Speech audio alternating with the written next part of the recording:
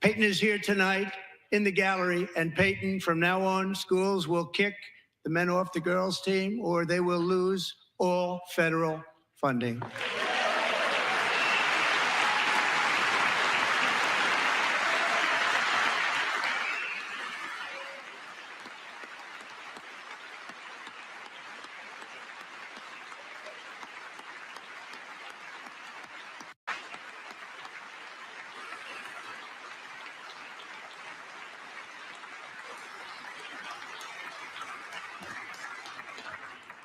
And if you really want to see numbers, just take a look at what happened in the women's boxing, weightlifting, track and field, swimming, or cycling, where a male recently finished a long-distance race 5 hours and 14 minutes ahead of a woman for a new record by 5 hours. Broke the record by 5 hours.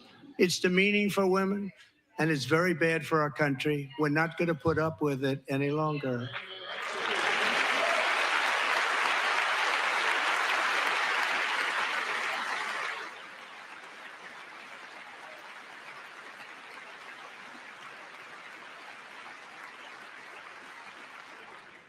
What I have just described is only a small fraction of the common sense revolution that is now, because of us, sweeping the entire world. Common sense has become a common theme, and we will never go back. Never. Never going to let that happen. Among my very highest priorities is to rescue our economy and get dramatic and immediate relief to working families. As you know, we inherited from the last administration an economic catastrophe and an inflation nightmare. Their policies drove up energy prices, pushed up grocery costs, and drove the necessities of life out of reach for millions and millions of Americans. They've never had anything like it. We suffered the worst inflation in 48 years, but perhaps even in the history of our country. They're not sure. As president, I'm fighting every day to reverse this damage and make America affordable again.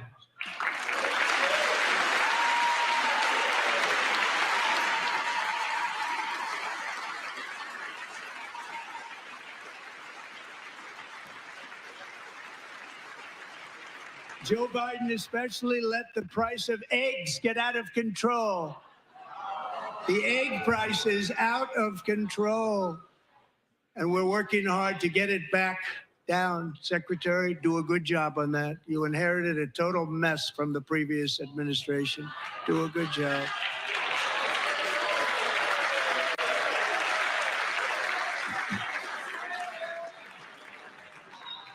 A major focus of our fight to defeat inflation is rapidly reducing the cost of energy.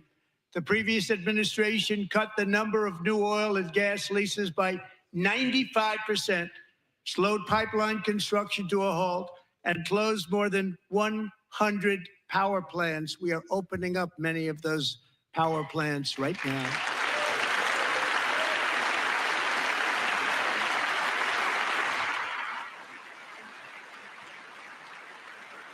And frankly, we have never seen anything like it. That's why on my first day in office, I declared a national energy emergency. As you've heard me say many times, we have more liquid gold under our feet than any nation on earth, and by far. And now I fully authorize the most talented team ever assembled to go and get it. It's called Drill, Baby, Drill.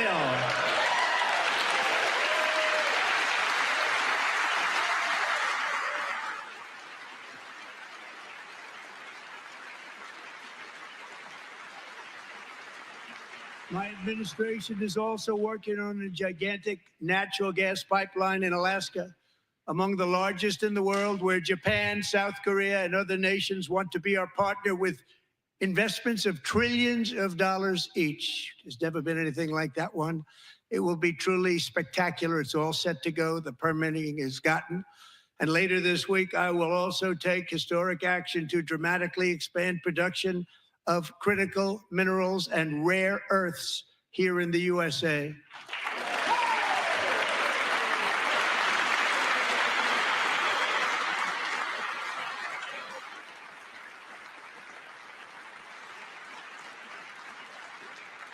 To further combat inflation, we will not only be reducing the cost of energy, but will be ending the flagrant waste of taxpayer dollars.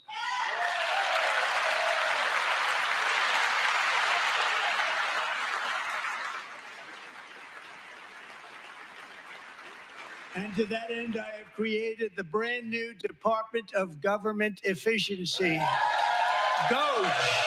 Perhaps you've heard of it. Perhaps.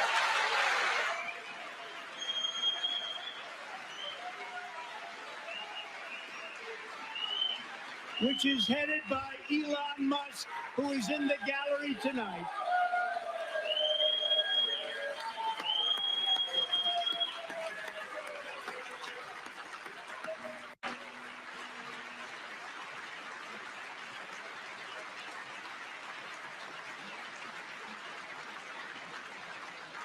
Thank you, Elon. He's working very hard. He didn't need this. He didn't need this. Thank you very much. We appreciate it. Everybody here, even this side, appreciates it, I believe. They just don't want to admit that.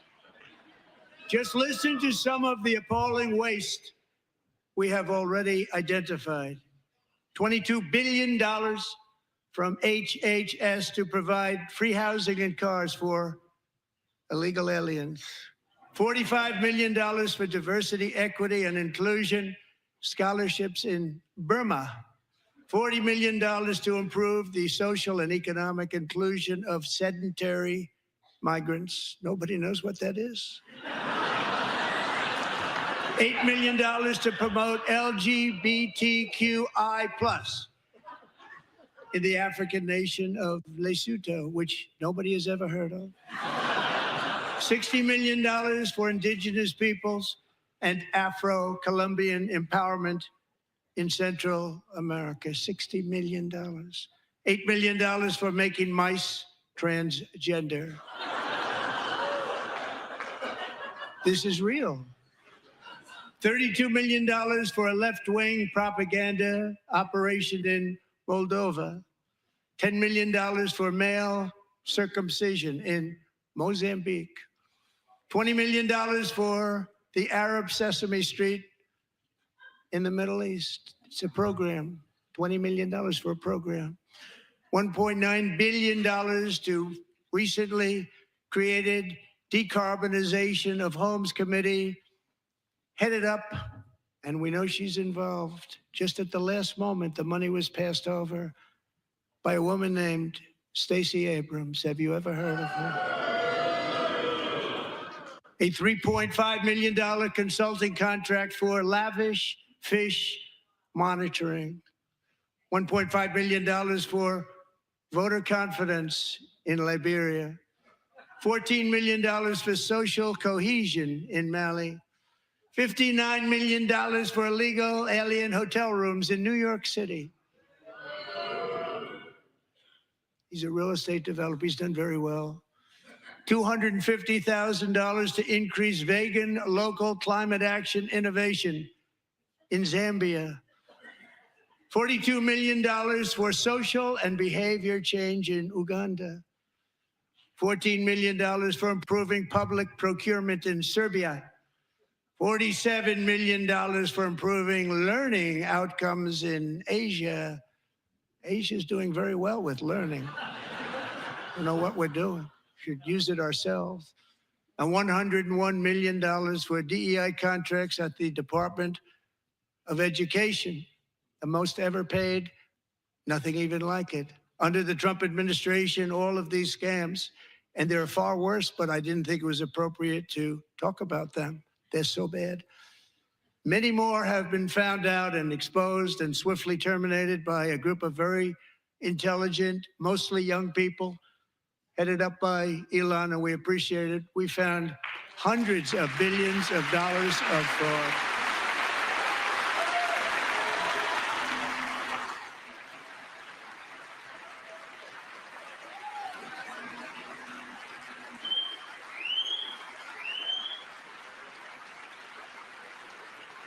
And we've taken back the money and reduced our debt to fight inflation and other things. Taking back a lot of that money. We got it just in time. This is just the beginning. The Government Accountability Office, a federal government office, has estimated annual fraud of over $500 billion in our nation, and we are working very hard to stop it. We're going to. We're also identifying shocking levels of incompetence and probable fraud in the Social Security program for our seniors, and that our seniors and people that we love rely on. Believe it or not, government databases list 4.7 million Social Security members from people aged 100 to 109 years old. It lists 3.6 million people from ages 110 to 119. I don't know any of them. I know some people that are rather elderly, but not quite that elderly. 3.47 million people from ages 120 to 129. 3.9 million people from ages 130 to 139. 3.5 million people from ages 140 to 149. And money is being paid to many of them. And we're searching right now. In fact, Pam, good luck. Good luck. You're going to find it. But a lot of money is paid out to people because it just keeps getting paid, and nobody does. And it really hurts Social Security and hurts our country. 1.3 million people from ages 150 to 159, and over 130,000 people, according to the Social Security databases, are age over 160 years old. We have a healthier country than I thought, Bobby.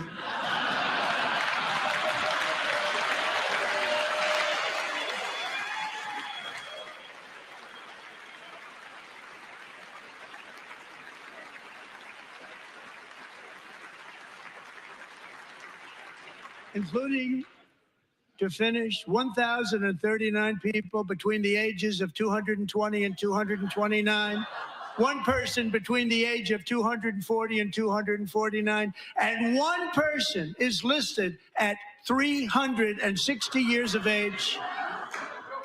More than 100 years older than our country.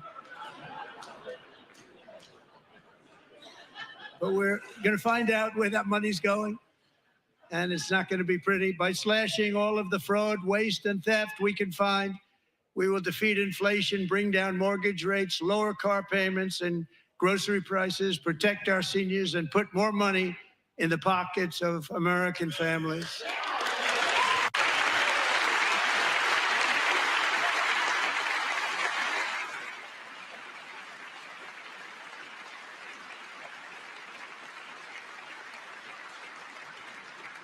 And today, interest rates took a beautiful drop, big, beautiful drop. It's about time. And in the near future, I want to do what has not been done in 24 years, balance the federal budget. We're going to balance it.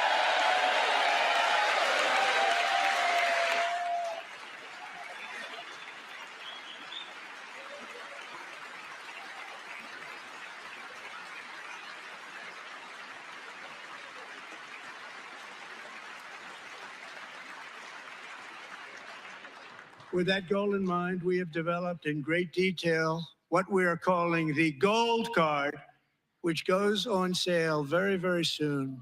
For $5 million, we will allow the most successful job-creating people from all over the world to buy a path to U.S. citizenship. It's like the green card, but better and more sophisticated. And these people will have to pay tax in our country. They won't have to pay tax from where they came. The money that they've made, you wouldn't want to do that, but they have to pay tax, create jobs. They'll also be taking people out of colleges and paying for them so that we can keep them in our country instead of having them being forced out.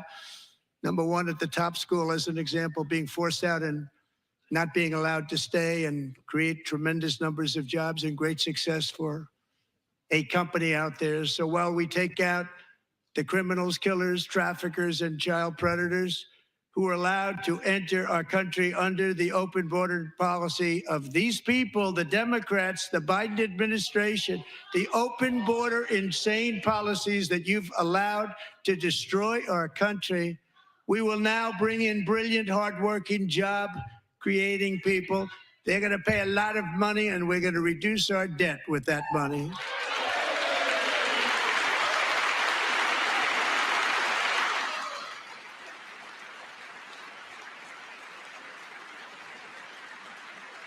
Americans have given us a mandate for bold and profound change. For nearly 100 years, the federal bureaucracy has grown until it has crushed our freedoms, ballooned our deficits, and held back America's potential in every possible way. The nation founded by pioneers and risk takers now drowns under millions and millions of pages of regulations and debt. Approvals that should take 10 days to get instead take 10 years, 15 years, and even 20 years before you're rejected. Meanwhile, we have hundreds of thousands of federal workers who have not been showing up to work. My administration will reclaim power from this unaccountable bureaucracy, and we will restore true democracy to America again.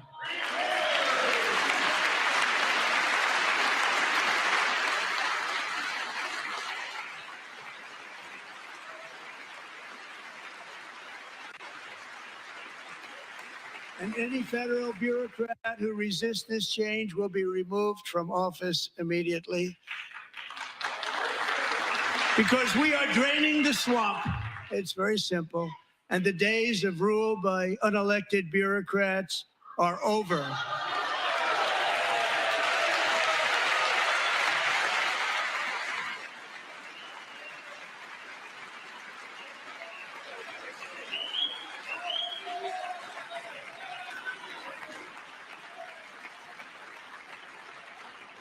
And the next phase of our plan to deliver the greatest economy in history is for this Congress to pass tax cuts for everybody. They're in there. They're waiting for you to vote. And I'm sure that the people on my right, I don't mean the Republican right, but my right here, I'm sure you're going to vote for those tax cuts, because otherwise I don't believe the people will ever vote you into office. So I'm doing you a big favor by telling you that. But I know this group is going to be voting for the tax.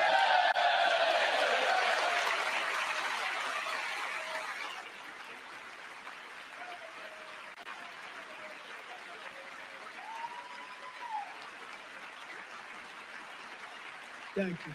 It's a very, very big part of our plan. We had tremendous success in our first term with it. A very big part of our plan. We're seeking permanent income tax cuts all across the board. And to get urgently needed relief to Americans hit especially hard by inflation, I'm calling for no tax on tips, no tax on overtime, and no tax on Social Security benefits for our great seniors.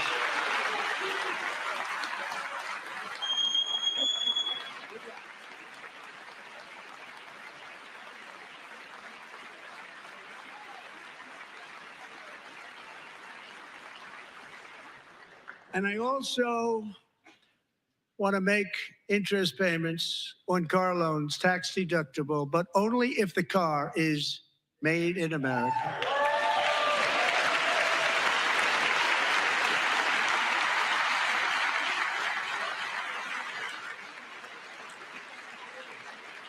And by the way, we're going to have growth in the auto industry like nobody's ever seen. Plants are opening up all over the place. Deals are being made. Never seen. That's a combination of the election win and tariffs. It's a beautiful word, isn't it?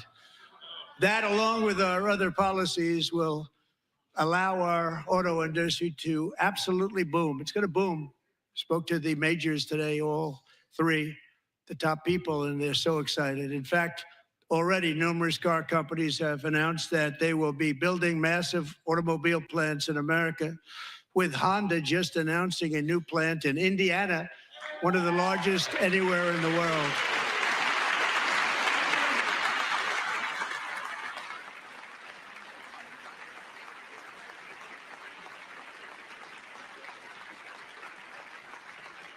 And this has taken place since our great victory on November 5th, a date which will hopefully go down as one of the most important in the history of our country.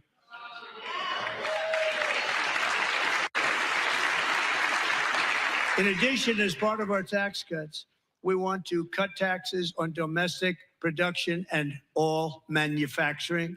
And just as we did before, we will provide 100% expensing. It will be retroactive to January 20th, 2025. And it was one of the main reasons why our tax cuts were so successful in our first term, giving us the most successful economy in the history of our country. First term. We had a great first term.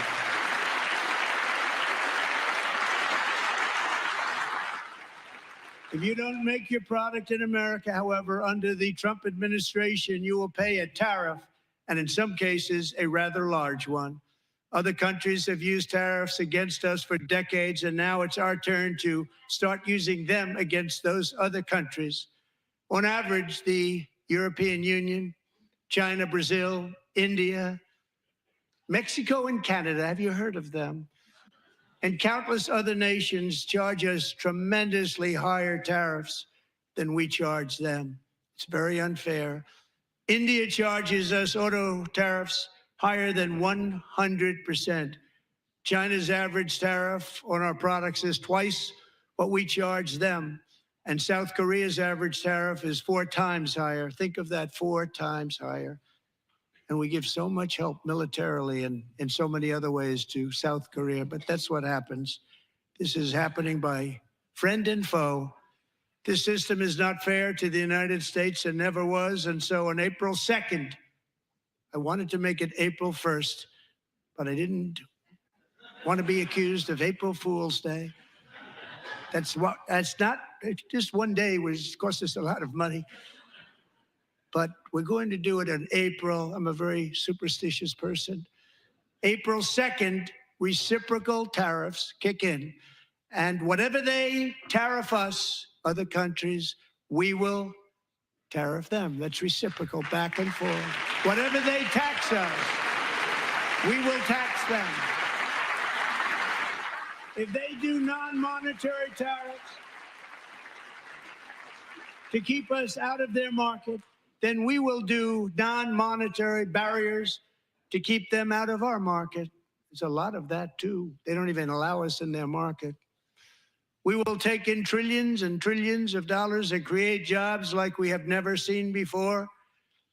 I did it with China, and I did it with others, and the Biden administration couldn't do anything about it because there was so much money they couldn't do anything about it. We have been ripped off for decades by nearly every country on earth, and we will not let that happen any longer.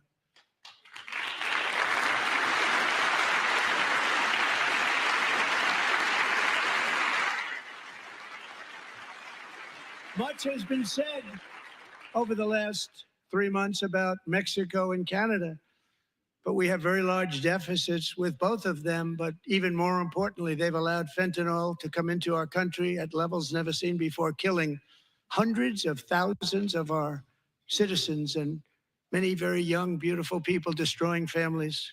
Nobody's ever seen anything like it.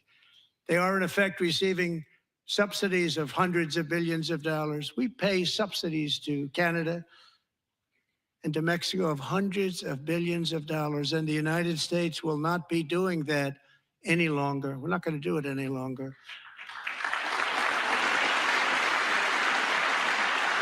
Thanks to our America First policies we're putting into place, we have had $1.7 trillion of new investment in America in just the past few weeks. The combination of the election and our economic policies that people of SoftBank, one of the most brilliant anywhere in the world, announced a $200 billion investment. OpenAI and Oracle, Larry Ellison, announced $500 billion investment, which they wouldn't have done if Kamala had won. Apple announced $500 billion investment. Tim Cook called me. He said, I cannot spend it fast enough. It's going to be much higher than that, I believe. It'll be building their plants here instead of in China. And just yesterday, Taiwan Semiconductor, the biggest in the world, most powerful in the world, has a tremendous amount, 97% of the market, announced a $165 billion investment to build the most powerful chips on earth right here in the USA.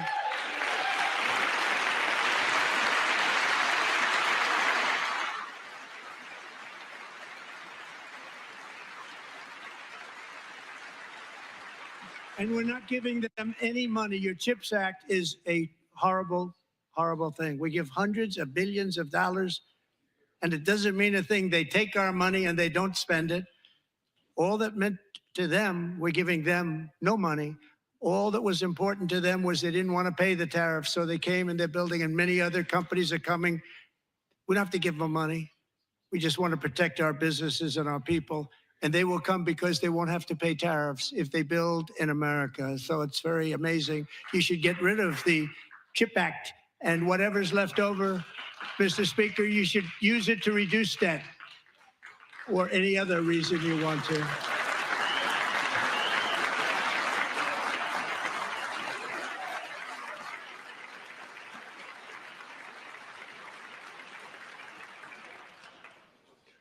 Our new trade policy will also be great for the American farmer. I love the farmer.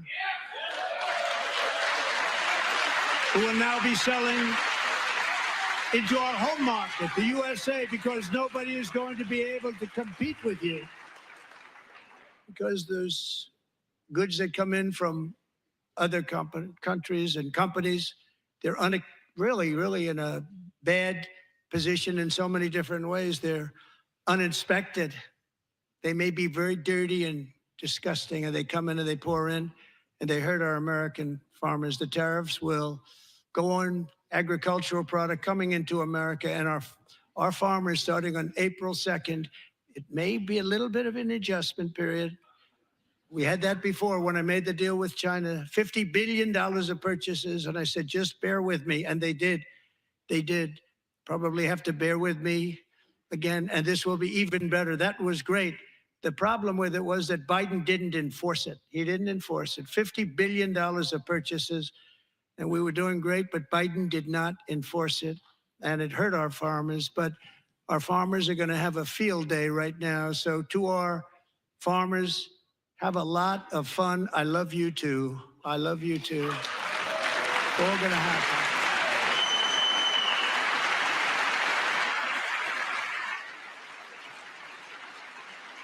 And I have also imposed a 25% tariff on foreign aluminum, copper, lumber, and steel, because if we don't have, as an example, steel and lots of other things, we don't have a military, and frankly, we just won't have a country very long. Here today is a proud American steelworker, fantastic person from Decatur, Alabama, Jeff Denard. Has been working at the same steel plant for 27 years in a job that has allowed him to serve as the captain of his local volunteer fire department, raise 7 children with his beautiful wife, Nicole, and over the years provide a loving home for more than 40 foster children. So great, Jeff.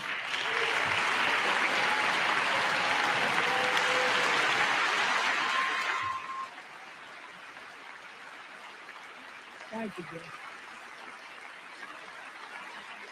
Thank you, Jeff.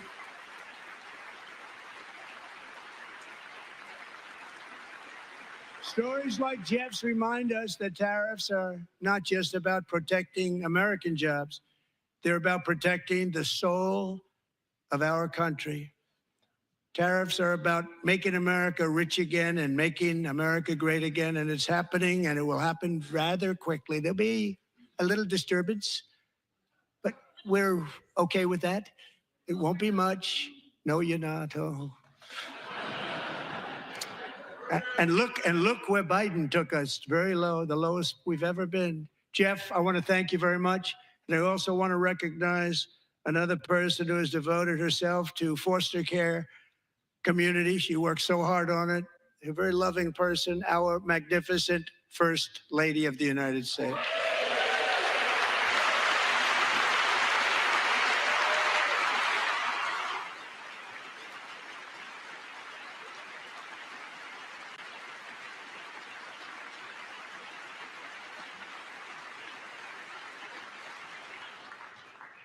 Melania's work has yielded incredible results, helping prepare our nation's future leaders as they enter the workforce.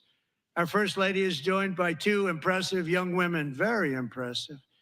Haley Ferguson, who benefited from the First Lady's Fostering the Future initiative and is poised to complete her education and become a teacher. And Elliston Berry, who became a victim of an illicit deepfake image produced by a peer. With Elliston's help, the Senate just passed the Take It Down Act, and this is so important. Thank you very much, John. John Thune, thank you. Stand up, John. Thank you, John.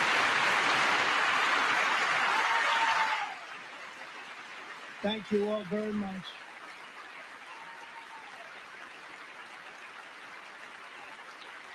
Thank you.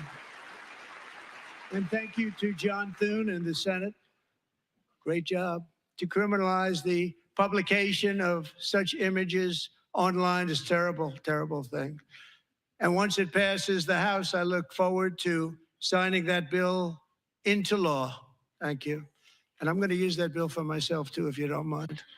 Because nobody gets treated worse than I do online. Nobody. That's great. Thank you very much to the Senate. Thank you. But if we truly care about protecting Americans' children, no step is more crucial than securing America's borders. Over the past 4 years, 21 million people poured into the United States. Many of them were murderers, human traffickers, gang members, and other criminals from the streets of dangerous cities all throughout the world. Because of Joe Biden's insane and very dangerous open border policies, they are now strongly embedded in our country, but we are getting them out and getting them out fast.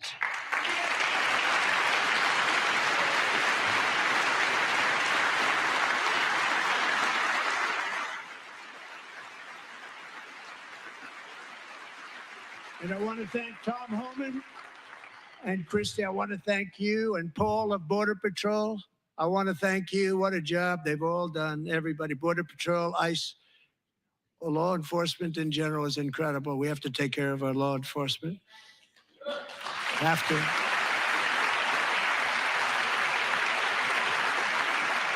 Last year,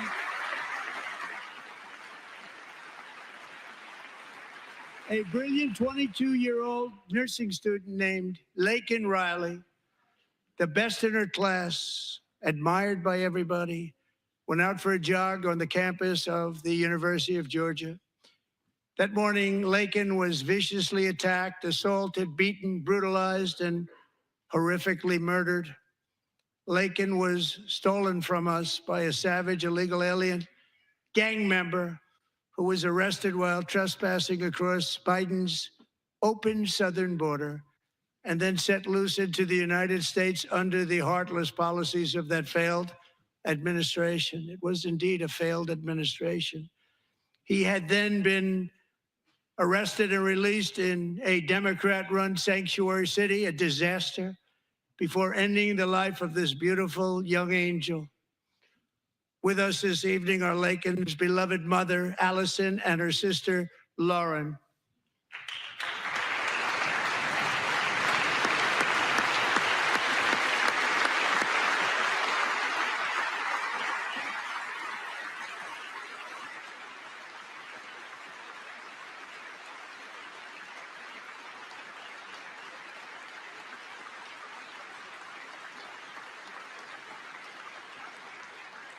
Last year, I told Laken's grieving parents that we would ensure their daughter would not have died in vain.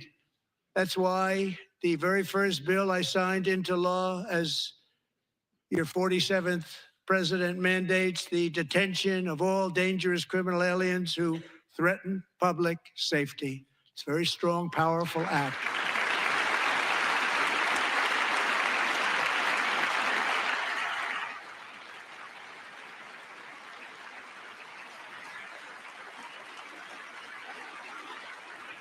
It's called the Laken Riley Act. So Allison and Lauren, America will never, ever forget our beautiful Laken Hope Riley.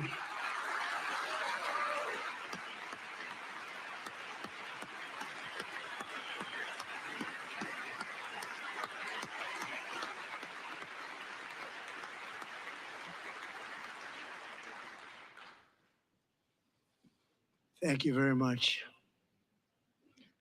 Since taking office, my administration has launched the most sweeping border and immigration crackdown in American history, and we quickly achieved the lowest numbers of illegal border crossers ever recorded. Thank you.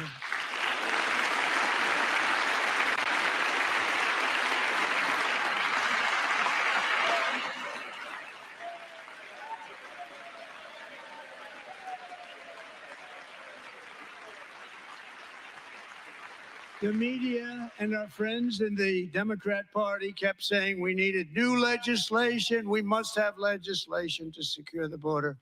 But it turned out that all we really needed was a new president.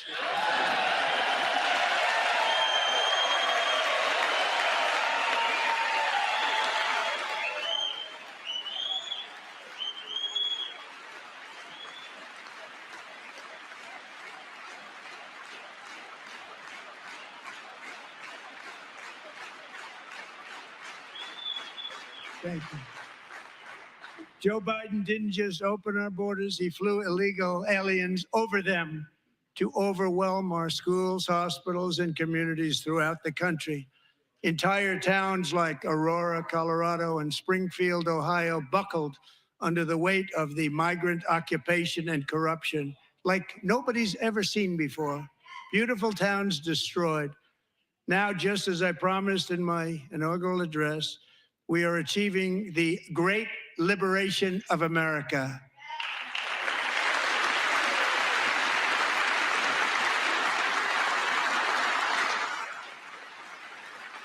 But there still is much work to be done. Here tonight is a woman I have gotten to know, Alexis Nungari from Houston. Wonderful woman. Last June, Alexis's 12-year-old daughter, her precious Jocelyn, walked to a nearby convenience store. She was kidnapped, tied up, assaulted for 2 hours under a bridge, and horrifically murdered. Arrested and charged with this heinous crime are 2 illegal alien monsters from Venezuela, released into America by the last administration through their ridiculous open border. The death of this beautiful 12-year-old girl and the agony of her mother and family touched our entire nation greatly. Alexis, I promised that we would always remember your daughter, your magnificent daughter. And earlier tonight, I signed an order keeping my word to you. One thing I have learned about Jocelyn is that she loved animals so much. She loved nature. Across Galveston Bay, from where Jocelyn lived in Houston, you will find a magnificent national wildlife refuge, a pristine, peaceful, 34,000-acre sanctuary for all of God's creatures on the edge of the Gulf of America. Alexis, moments ago, I formally renamed that refuge in loving memory of your beautiful daughter, Jocelyn. So, Mr. Vice President, if you would, may I have the order?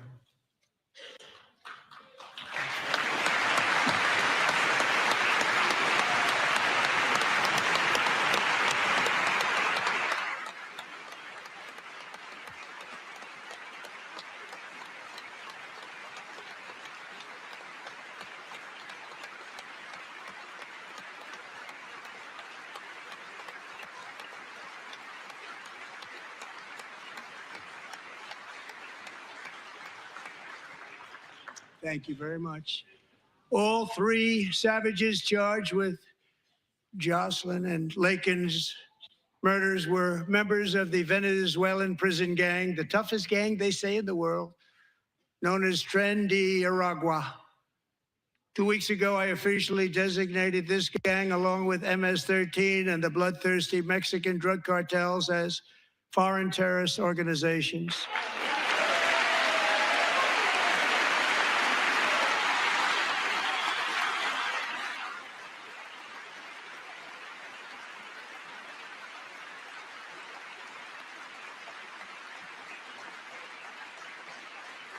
They are now officially in the same category as ISIS, and that's not good for them.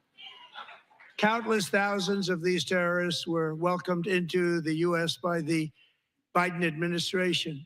But now every last one will be rounded up and forcibly removed from our country, or if they're too dangerous, put in jails, standing trial in this country, because we don't want them to come back ever. With us this evening is a warrior on the front lines of that battle, Border Patrol Agent Roberto Ortiz. Great guy.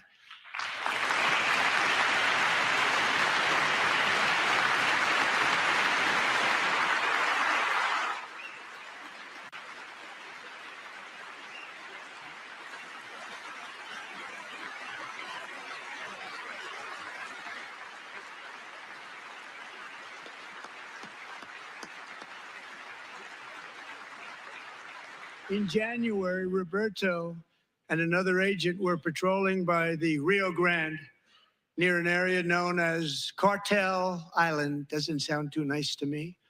When heavily armed gunmen started shooting at them, Roberto saw that his partner was totally exposed, at great danger, and he leapt into action, returning fire and providing crucial seconds for his fellow agent to seek safety, just barely. I have some of the prints of that event, and it was not good. Agent Ortiz, we salute you for your great courage and for your line of fire that you took and for the bravery that you showed. We honor you, and we will always honor you. Thank you, Roberto, very much.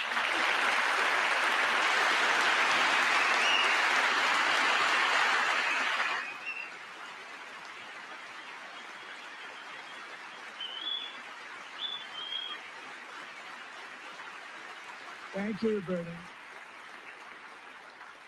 And I actually got to know him on my many calls to the border. He's a great gentleman. The territory to the immediate south of our border is now dominated entirely by criminal cartels that murder, rape, torture, and exercise total control. They have total control over a whole nation, posing a grave threat to our national security. The cartels are waging war in America, and it's time for America to wage war on the cartels, which we are doing.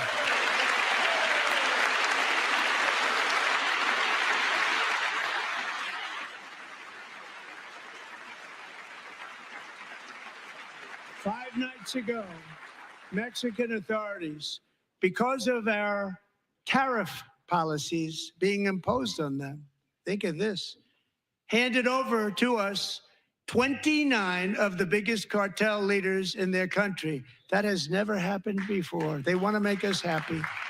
First time ever. But we need Mexico and Canada to do much more than they've done, and they have to stop the fentanyl and drugs pouring into the USA. They're going to stop it. I have sent Congress a detailed funding request laying out exactly how we will eliminate these threats to protect our homeland and complete the largest deportation operation in American history, larger even than current record holder, President Dwight D. Eisenhower, a moderate man, but someone who believed very strongly in borders. Americans expect Congress to send me this funding without delay so I can sign it into law. So, Mr. Speaker, John Thune, both of you, I hope you're going to be able to do that, Mr. Speaker. Thank you. Mr. Leader, thank you. Thank you very much. And let's get it to me. I'll sign it so fast, you won't even believe it.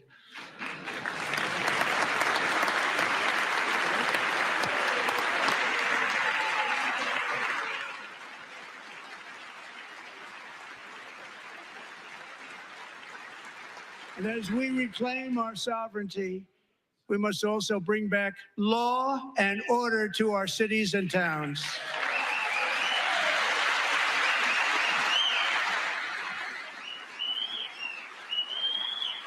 In recent years, our justice system has been turned upside down by radical left lunatics. Many jurisdictions virtually ceased enforcing the law against dangerous repeat offenders while weaponizing law enforcement against political opponents like me. My administration has acted swiftly and decisively to restore fair, equal, and impartial justice under the constitutional rule of law, starting at the FBI and the DOJ. Pam, good luck. Cash, wherever you may be, good luck. Good luck. Pam Bondi, good luck. So important. Going to do a great job. Cash, thank you. Thank you, Cash.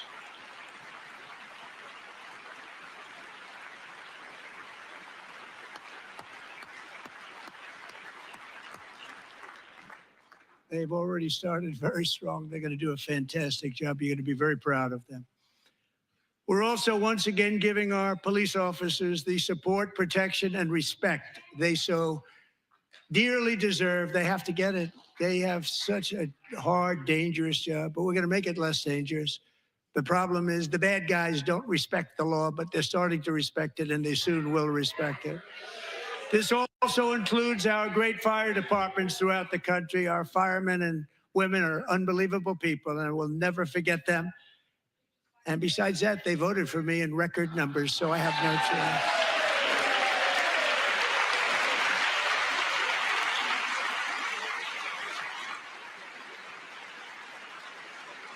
1 year ago this month, 31-year-old New York police officer Jonathan Diller, unbelievably wonderful person and a great officer, was gunned down at a traffic stop on Long Island. I went to his funeral. The vicious criminal charged with his murder had 21 prior arrests, and they were rough arrests, too. He was a real bad one. The thug in the seat next to him had 14 prior arrests and went by the name of Killer. He was Killer. He killed other people, they say, a lot of them. I attended Officer Diller's service, and when I met his wife and one-year-old son, Ryan, it was very inspirational, actually. His widow's name is Stephanie, and she is here tonight. Stephanie, thank you very much, Stephanie. Thank you very much.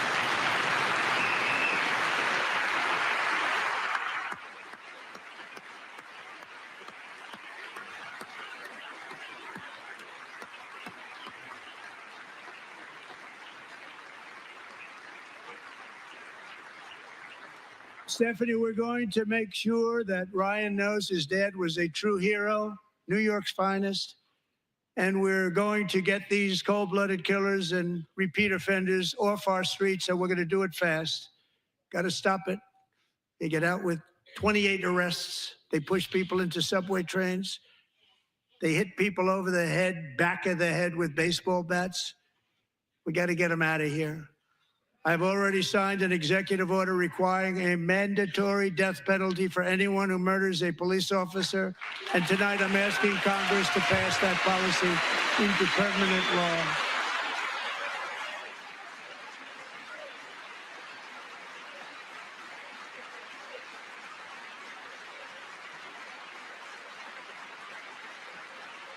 I'm also asking for a new crime bill getting tough on repeat offenders while enhancing protections for America's police officers so they can do their jobs without fear of their lives being totally destroyed.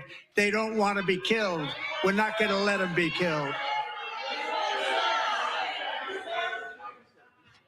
Joining us in the gallery tonight is a young man who truly loves our police. His name is DJ Daniel. He is 13 years old, and he has always dreamed of becoming a police officer.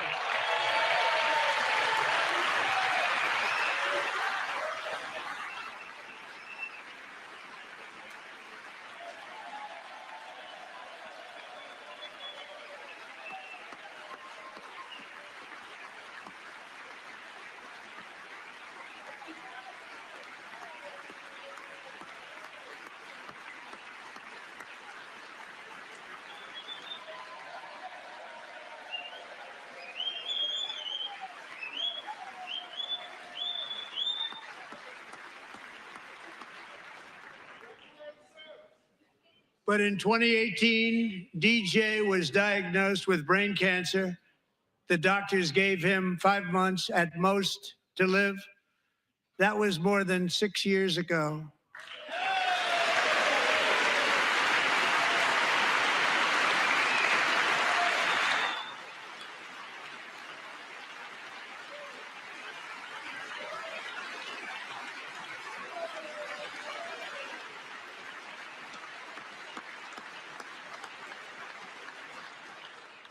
Since that time, DJ and his dad have been on a quest to make his dream come true, and DJ has been sworn in as an honorary law enforcement officer, actually a number of times. The police love him, the police departments love him.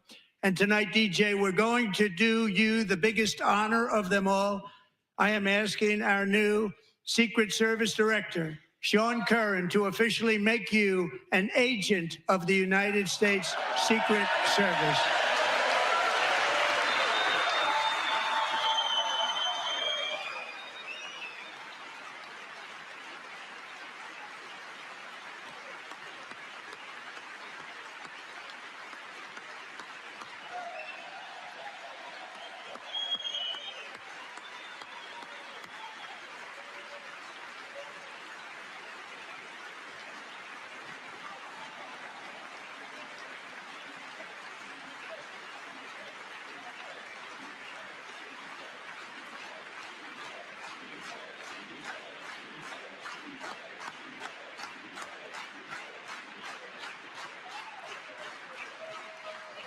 Thank you, DJ. DJ's doctors believe his cancer likely came from a chemical he was exposed to when he was younger. Since 1975, rates of child cancer have increased by more than 40%. Reversing this trend is one of the top priorities for our new presidential commission to make America healthy again, chaired by our new Secretary of Health and Human Services, Robert F. Kennedy, Jr.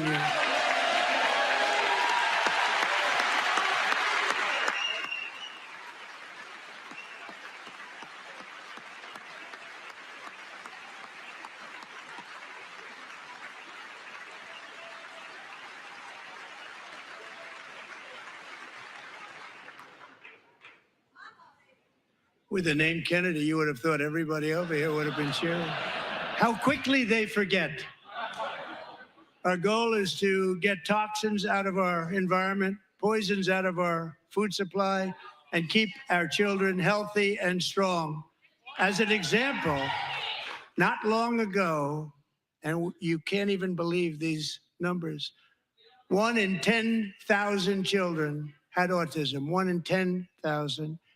And now it's 1 in 36. There's something wrong. 1 in 36. Think of that. So we're going to find out what it is, and there's nobody better than Bobby and all of the people that are working with you. You have the best to figure out what is going on. Okay, Bobby, good luck. It's a very important job. Thank you. Good job.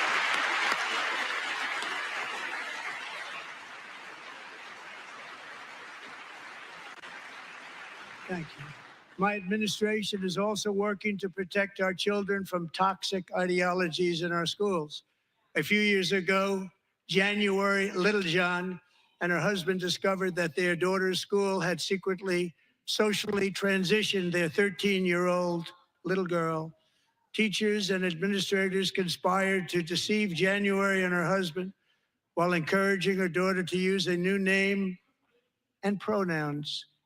They, them pronoun, actually, all without telling January, who is here tonight and is now a courageous advocate against this form of child abuse. January, thank you. Thank you. Thank you very much.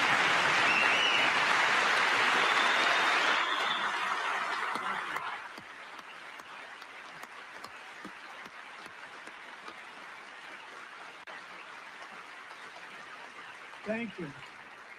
Stories like this are why, shortly after taking office, I signed an executive order banning public schools from indoctrinating our children with transgender ideology.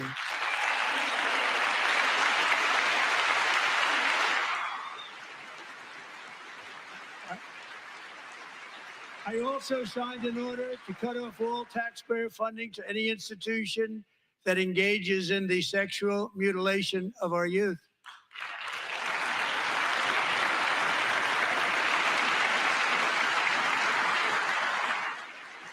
And now I want Congress to pass a bill permanently banning and criminalizing sex changes on children and forever ending the lie that any child is trapped in the wrong body.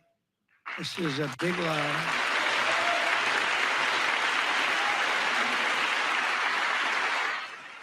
And our message to every child in America is that you are perfect exactly the way God made you.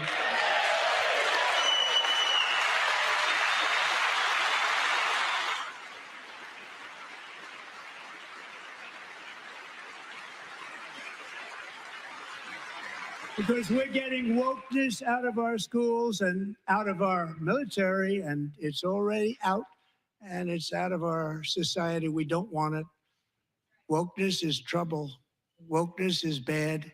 It's gone. It's gone. And we feel so much better for it, don't we? Don't we feel better? Our service members won't be activists and ideologues. They will be fighters and warriors. They will fight for our country. And Pete, congratulations. Secretary of Defense, congratulations.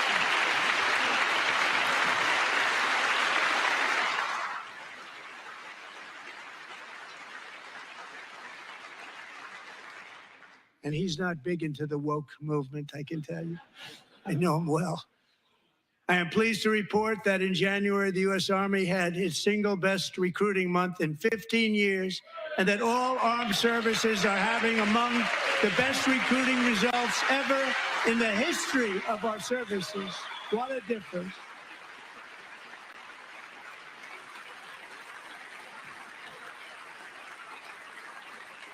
And you know, it was just a few months ago where the results were exactly the opposite. We couldn't recruit anywhere. We couldn't recruit. Now we're having the best results just about that we've ever had. What a tremendous turnaround. It's really a beautiful thing to see. People love our country again. It's very simple. They love our country and they love being in our military again. So it's a great thing. And thank you very much. Great job. Thank you.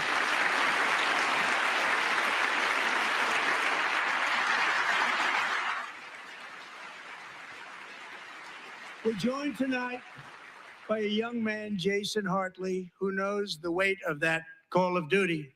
Jason's father, grandfather, and great-grandfather all wore the uniform.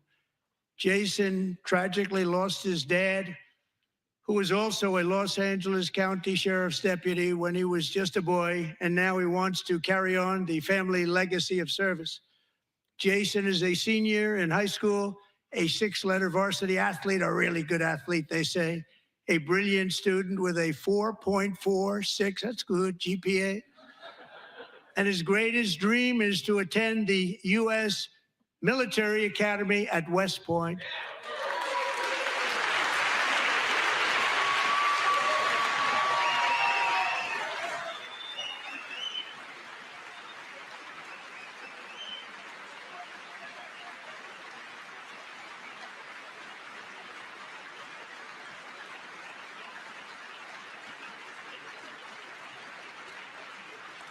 And Jason, that's a very big deal getting in. That's a hard one to get into. But I'm pleased to inform you that your application has been accepted.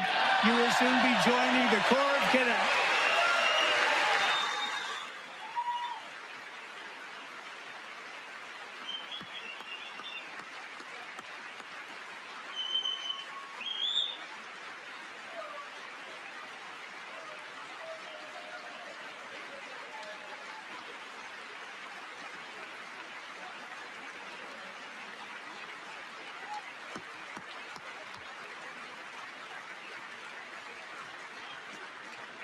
Thank you. Jason, you're going to be on the long gray line, Jason. As Commander-in-Chief, my focus is on building the most powerful military of the future. As a first step, I'm asking Congress to fund a state-of-the-art Golden Dome missile defense shield to protect our homeland, all made in the USA.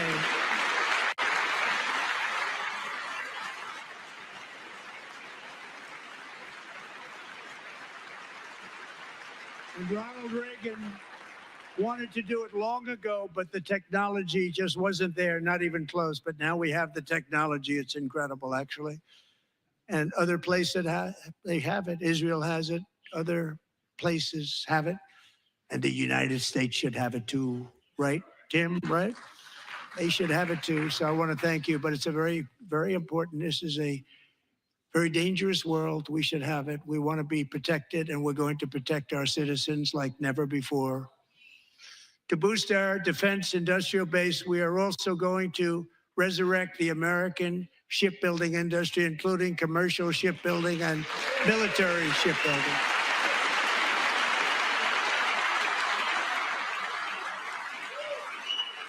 And for that purpose, I am announcing tonight that we will create a new Office of Shipbuilding in the White House and offer special tax incentives to bring this industry home to America where it belongs. We used to make so many ships. We don't make them anymore very much, but we're going to make them very fast, very soon. It will have a huge impact. To further enhance our national security, my administration will be reclaiming the Panama Canal, and we've already started doing it.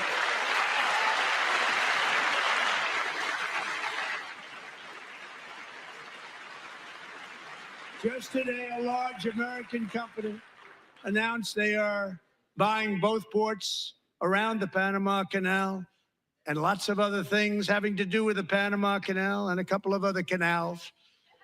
The Panama Canal was built by Americans for Americans, not for others, but others could use it. But it was built at tremendous cost of American blood and treasure. 38,000 workers died building the Panama Canal. They died of malaria. They died of snake bites and mosquitoes. Not a nice place to work. They paid them very highly to go there, knowing there was a 25% chance that they would die. The most expensive project also that was ever built in our country's history, if you bring it up to modern day costs. It was given away by the Carter administration for $1. But that agreement has been violated very severely. We didn't give it to China. We gave it to Panama, and we're taking it back.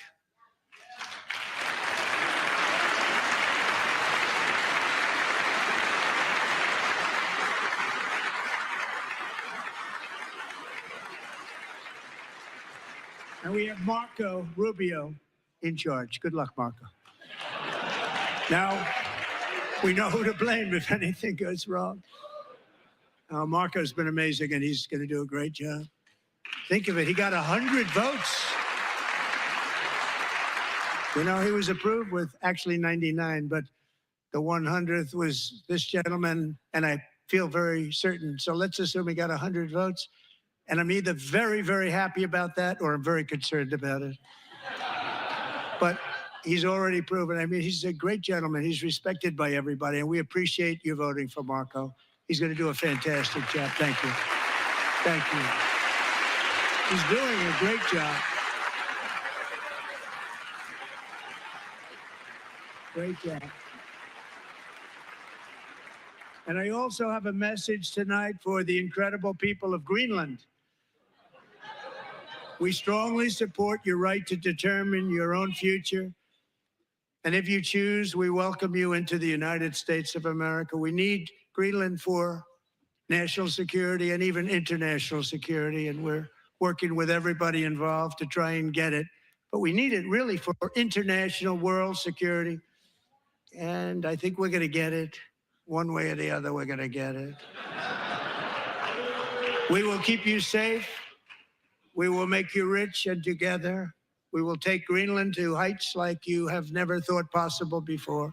It's a very small population, but very, very large piece of land and very, very important for military security. America is once again standing strong against the forces of radical Islamic terrorism. 3.5 years ago, ISIS terrorists killed 13 American service members and countless others in the Abbey Gate bombing during the disastrous and incompetent withdrawal from Afghanistan. Not that they were withdrawing, it was the way they withdrew. Perhaps the most embarrassing moment in the history of our country.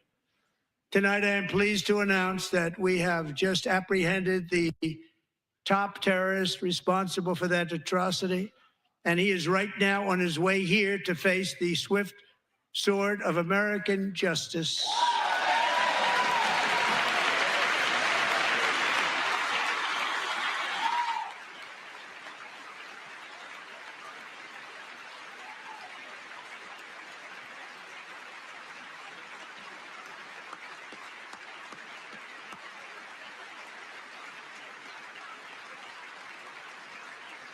And I want to thank especially the government of Pakistan for helping arrest this monster. This was a very momentous day for those 13 families who I actually got to know very well, most of them, whose children were murdered, and the many people that were so badly, over 42 people, so badly injured on that fateful day in Afghanistan. What a horrible day. Such incompetence was shown that when Putin saw what happened, I guess he said, wow, maybe this is my chance. That's how bad it was. Should have never happened. Grossly incompetent people. I spoke to many of the parents and loved ones, and they're all in our hearts tonight. Just spoke to them on the phone. We had a big call. Every one of them called, and everybody was on the line, and they did nothing but cry with happiness. They were very happy, as happy as you can be under those circumstances. Their child, brother, sister, son, daughter was killed for no reason whatsoever. In the Middle East, we're bringing back our hostages from Gaza. In my first term, we achieved one of the most groundbreaking peace agreements in generations, the Abraham Accords.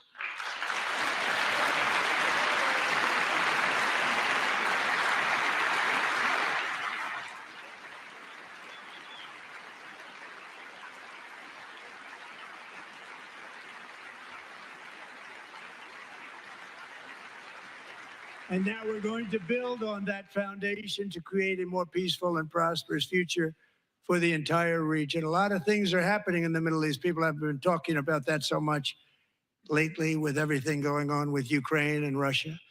But a lot of things are happening in the Middle East. It's a rough neighborhood, actually. I'm also working tirelessly to end the savage conflict in Ukraine. Millions of Ukrainians and Russians have been needlessly killed or wounded in this horrific and brutal conflict with no end in sight. The United States has sent hundreds of billions of dollars to support Ukraine's defense with no security, with no anything.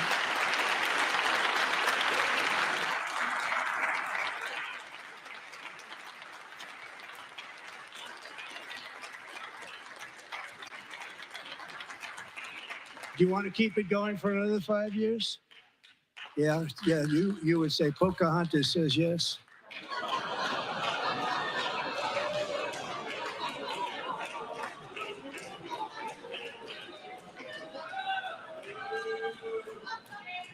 $2,000 people are being killed every single week. More than that. They're Russian young people. They're Ukrainian young people. They're not Americans, but I want it to stop. Meanwhile, Europe has sadly spent more money buying Russian oil and gas than they have spent on defending Ukraine by far. Think of that. They've spent more buying Russian oil and gas than they have defending. And we've spent perhaps $350 billion, like taking candy from a baby. That's what happened. And they've spent $100 billion. What a difference that is. And we have an ocean separating us, and they don't. But we're getting along very well with them, and lots of good things are happening. Biden has authorized more money in this fight than Europe has spent by billions and billions of dollars. It's hard to believe that they wouldn't have stopped it and said at some point, come on, let's equalize. You got to be equal to us. But that didn't happen. Earlier today, I received an important letter from President Zelensky of Ukraine. The letter reads, Ukraine is ready to come to the negotiating table as soon as possible to bring lasting peace closer. Nobody wants peace more than the Ukrainians, he said. My team and I stand ready to work under President Trump's strong leadership to get a peace that lasts. We do really value how much America has done to help Ukraine maintain its sovereignty and independence. Regarding the agreement on minerals and security, Ukraine is ready to sign it at any time that is convenient for you. I appreciate that he sent this letter, just got it a little while ago. Simultaneously, we've had serious discussions with Russia and have received strong signals that they are ready for peace. Wouldn't that be beautiful? Wouldn't that be beautiful?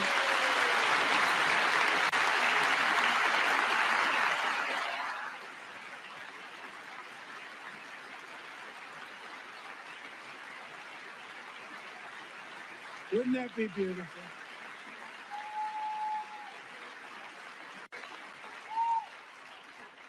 It's time to stop this madness. It's time to halt the killing. It's time to end this senseless war. If you want to end wars, you have to talk to both sides. Nearly 4 years ago, amid rising tensions, a history teacher named Mark Fogel was detained in Russia and sentenced to 14 years in a penal colony. Rough stuff. The previous administration barely lifted a finger to help him. They knew he was innocent, but they had no idea where to begin. But last summer, I promised his 95-year-old mother, Malphine, that we would bring her boy safely back home. After 22 days in office, I did just that, and they are here tonight.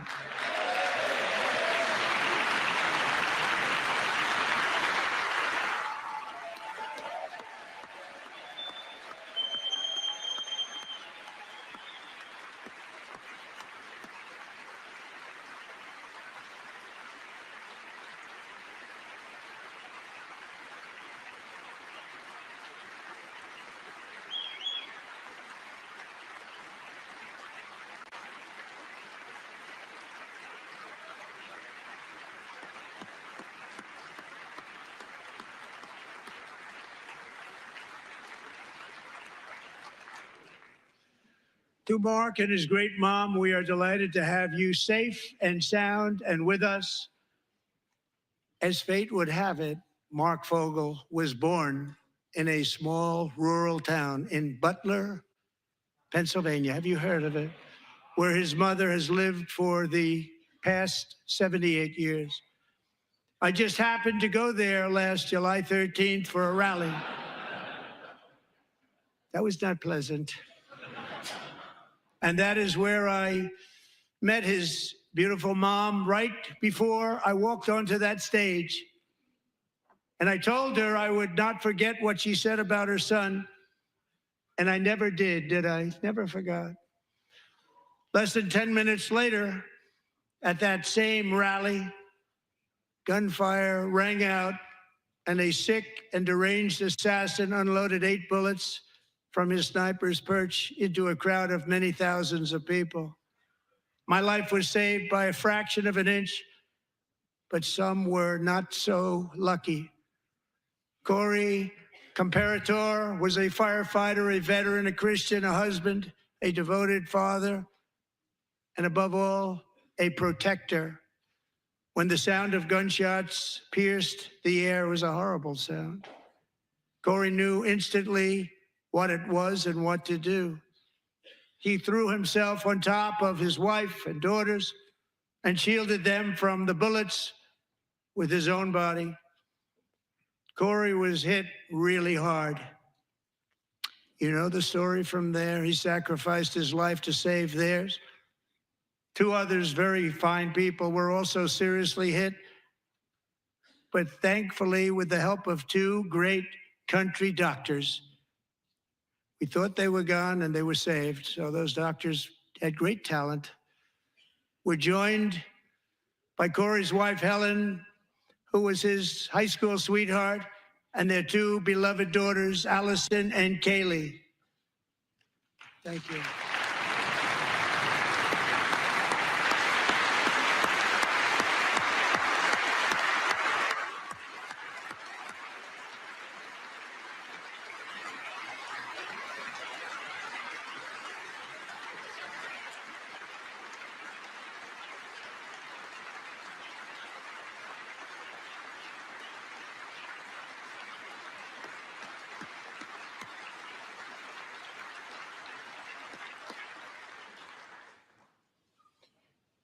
To Helen, Allison, and Kaylee, Corey is looking down on his three beautiful ladies right now, and he is cheering you on. He loves you. He is cheering you on. Corey was taken from us much too soon, but his destiny was to leave us all with a shining example of the selfless devotion of a true American patriot. It was love like Corey's that built our country, and it's love like Corey's that is going to make our country more majestic than ever before. I believe that my life was saved that day in Butler for a very good reason. I was saved by God to make America great again. I believe that. Thank you. Thank you.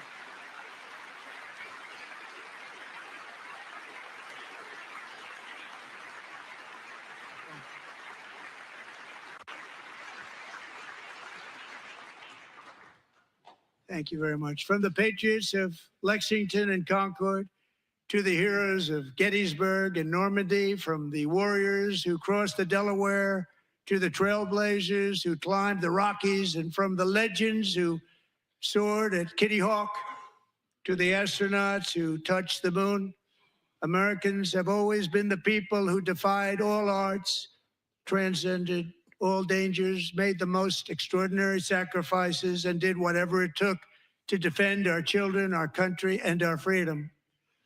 And as we have seen in this chamber tonight, that same strength, faith, love, and spirit is still alive and thriving in the hearts of the American people. Despite the best efforts of those who would try to censor us, silence us, break us, destroy us, Americans are today a proud, free, sovereign, and independent nation that will always be free, and we will fight for it till death. We will never let anything happen to our beloved country, because we are a country of doers, dreamers, fighters, and survivors. Our ancestors crossed a vast ocean, strode into the unknown wilderness, and carved their fortunes from the rock and soil of a perilous and very dangerous frontier. They chased our destiny across a boundless continent. They built the railroads, laid the highways, and graced the world with American marvels like the Empire State Building, the mighty Hoover Dam, and the towering Golden Gate Bridge. They lit the world with electricity, broke free of the force of gravity, fired up the engines of American industry, vanquished the communists, fascists, and Marxists all over the world, and gave us countless modern wonders sculptured out of iron, glass, and steel. We stand on the shoulders of these pioneers who won and built the modern age, these workers who poured their sweat into the skylines of our cities, these warriors who shed their blood on fields of battle and gave everything they had for our rights and for our freedom. Now it is our time to take up the righteous cause of American liberty. And it is our turn to take America's destiny into our own hands and begin the most thrilling days in the history of our country. This will be our greatest era. With God's help, over the next 4 years, we are going to lead this nation even higher, and we are going to forge the freest, most advanced, most dynamic, and most dominant civilization ever to exist on the face of this earth. We are going to create the highest quality of life, build the safest and wealthiest and healthiest and most vital communities anywhere in the world. We are going to conquer the vast frontiers of science, and we're going to lead humanity into space and plant the American flag on the planet Mars and even far beyond.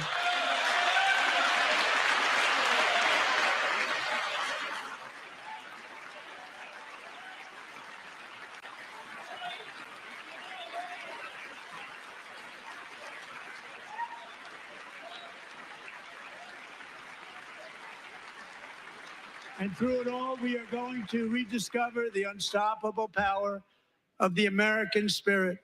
And we are going to renew unlimited promise of the American dream. Every single day, we will stand up and we will fight, fight, fight for the country our citizens believe in and for the country our people deserve.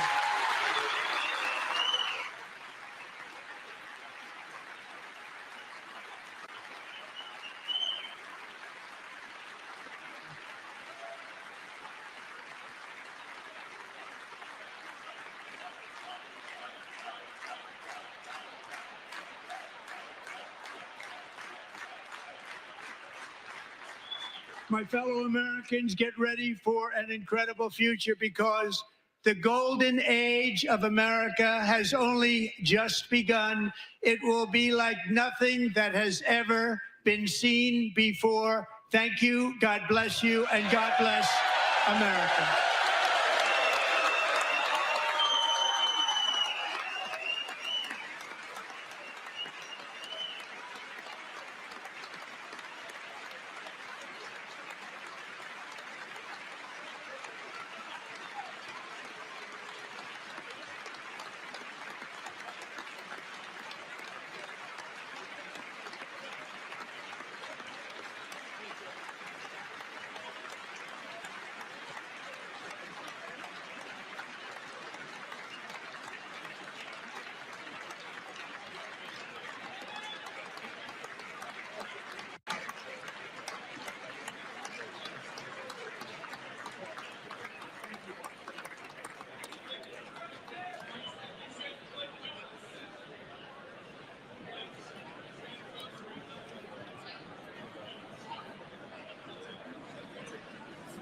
Thank you very much. Great job.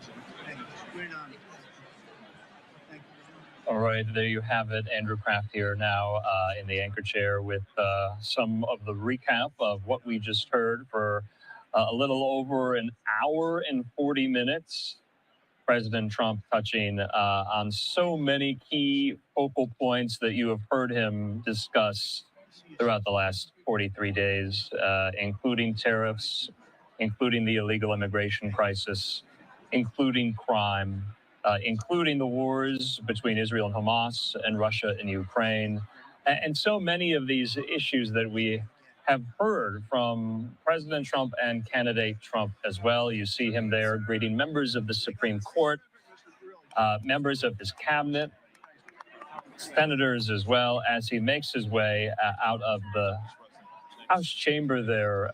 We're going to keep this shot up because we have joining us now my colleague, Austin Westfall, here in the Live Now newsroom, and our friend there at 24 Site News, Tom LoBianco, who helped us get through the 2024 campaign season here. I'm just going to bring down the audio there on the House floor. I'm going to ask Tom this first. You know, Tom, a lot of these speeches, sometimes they're about, or most times they're about, the theatrics and the showbiz quality and the partisan antics, so to speak, because you can make the argument that this was somewhat of a cookie cutter Trump speech. We've heard him say a lot of these things before, but some of the antics being proffered there by some of these Democrats. I'm talking about Al Green, the Democrat of Texas, who was escorted out of the chamber by the sergeant at arms. Does that redound to Democrats in their favor at all? You and I have discussed so much how the Democratic brand right now is in trouble, is in question. Did they do themselves any favors with that tonight, Tom? Well, remains to be seen, especially with Al Green. Remember that Al Green back in 2017 was the first member of Congress to file articles of impeachment against then President Trump in the first term. But you kind of expect that from somebody like Greene. But, it's not unprecedented. A couple of years ago, Marjorie Taylor Greene and Lauren Boebert were standing up and, screaming at Biden throughout his speech. And I think that really speaks to the ongoing polarization, really. I mean, this was, an escalation of the polarization that we see in, things where